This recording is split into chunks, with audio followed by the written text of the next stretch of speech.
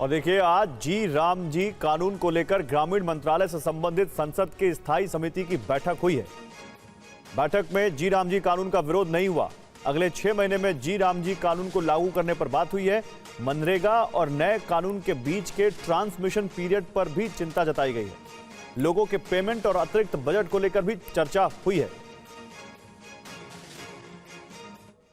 देखिए, ये एक्ट आने के बाद मनरेगा अभी तक एक ट्रांजिशन पीरियड में जो 6 महीने तक ये act MNREGA act and scheme लागू रहेगा, तो उसी सिलसिले में ट्रांजिशन कैसे होगा, नया सिस्टम क्या होगा, रूपरेखा कैसी होगी, ये सब के बारे में आलोचना था। एंड बजट सेशन में भी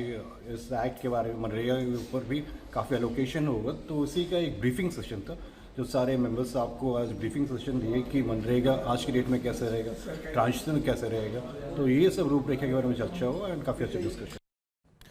और आनंद प्रकाश पांडे हमारे साथ जुड़ चुके हैं। आनंद, क्योंकि इस कानून पर बहुत राजनीति हुई है, कांग्रेस पार्टी ने बहुत विरोध जताया इसके नाम को बदलने को लेकर और भी इसके पैरों पर, तो ये जो मीटिंग थी इसका मेन एजेंडा क्या था और क्या सरकार इस मीटिंग के जरिए या मंत्रालय क्या करना चाह रहा है?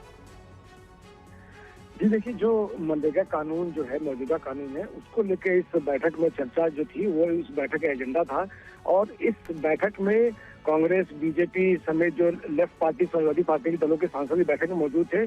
सभी दलों की एक चिंता ये थी कि चूंकि 31 मार्च को अगले साल ये मनरेगा कानून खत्म हो जाएगा और जो जी राम जी जो है जो कानून बन चुका है, हालांकि उसके भी नियम नहीं बने हैं, तो उसको अभी लागू होने में कम से कम 6 महीने का और वक्त लगेगा। तो ऐसे में जो बीच का जो 3 महीना होगा, उस दौरान जिन लोगों को जॉब लगेगी, गांव में जो जिनको रोजगार मिलेगा, उनका पेमेंट कैसे होगा, क्या सरकार इसके लिए अतिरिक्त बजट मौजूदा जो बजट सेशन आ रहे हैं उसे पारित कराएगी, और साथ ही साथ ये ट्रांजिशन पीरियड कैसे होगा, आप एक कानून से दूसरे कानून में अगर जा रहे हो तो उसके नियम, कानून, सिस्टम, उसकी रूपरेखा कैसे रहेगी। सभी दलों के नेताओं ने उनका फोकस इसी बात में था कि जब दोनों कानून के बीच में ट्रांजिशन पीरियड है वो कैसे किया जाएगा, और साथ ही साथ उस बीच में जो लोग अभी रोजगार जिनको मिला होगा, ग्रामीण रोजगार, वो कैसे उनको बीच का पैसा मिलेगा। और साथ ही साथ एक बात और हम आपको बताएं कि हालांकि कांग्रेस पार्टी ने अगले साल जो है